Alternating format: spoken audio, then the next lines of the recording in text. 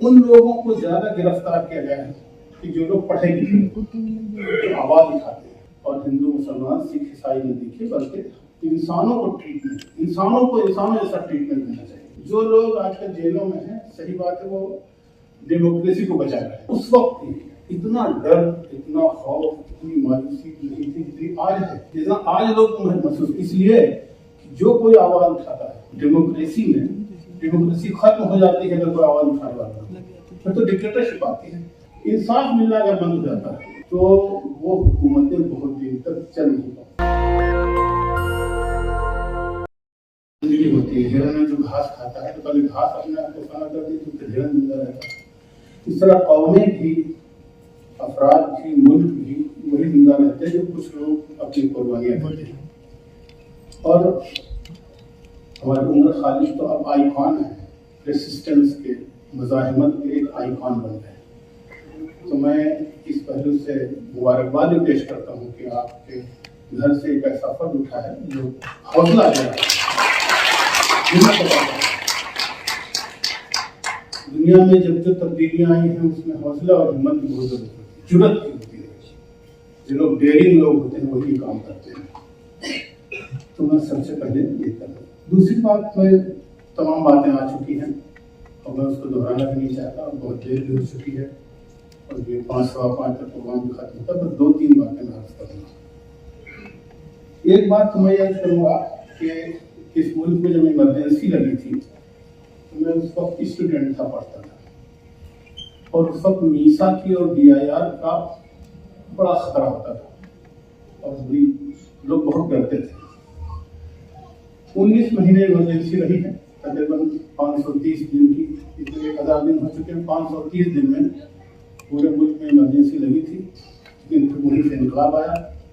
लेकिन मैं अर्ज करता हूँ उस वक्त भी इतना डर, इतना खौफ, इतनी मायूसी नहीं थी जितनी आज है, जितना आज लोग महसूस, इसलिए जो कोई आवाज उठाता है। अब आप देखें, चाहे पूरे गाँव की बात हो, चाहे दिल्ली फसाद की बात हो, अभी सब चीजें आ चुकी हैं।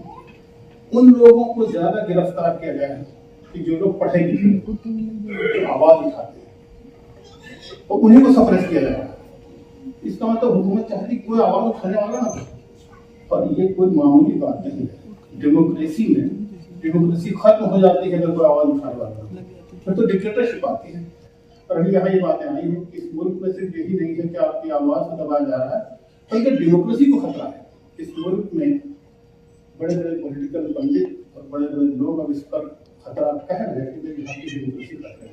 डेमोक्रेसी के माने यही नहीं होते कि इलेक्शन जा रहा है। डेमोक्रेसी के माने होते हैं कि इशूज पर बात होगी, आपसे इख्तलाफ किया जा सकता है, आपको हम आपसे अपोज कर सकते हैं, इसकी पूरी आज़ादी है, लिबर्टी मिलती है।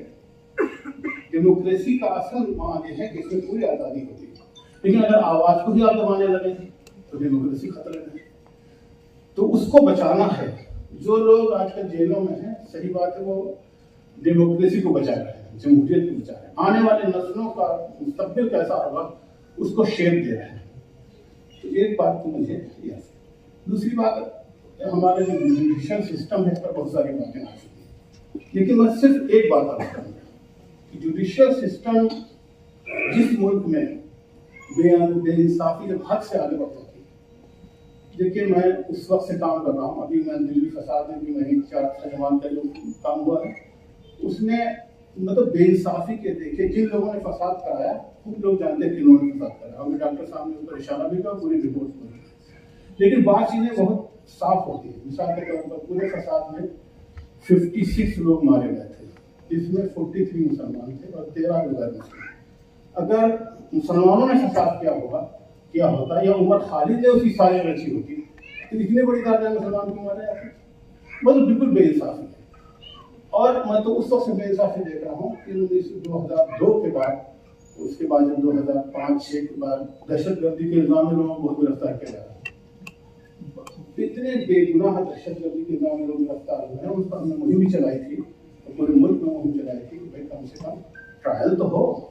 तो आप 1,000 दिन 1200 दिन ट्रायल ही ना शुरू हो तो फिर इंसाफ कब होगा? तो बस जो असल बात मैं कहना चाह रहा हूँ वो ये है कि जिस मुल्क में बेइंसाफी बहुत बढ़ जाती है, क्योंकि हुकूमतों का काम एक बड़ा काम ये होता है, और हमारे कॉन्स्टिट्यूशन के प्रियम्बल में भी तो पहली बार जस्टिस लिखे इंसाफ मिलना अगर बंद हो जाता है तो वो हुकूमतें बहुत दिन तक चल नहीं पाती।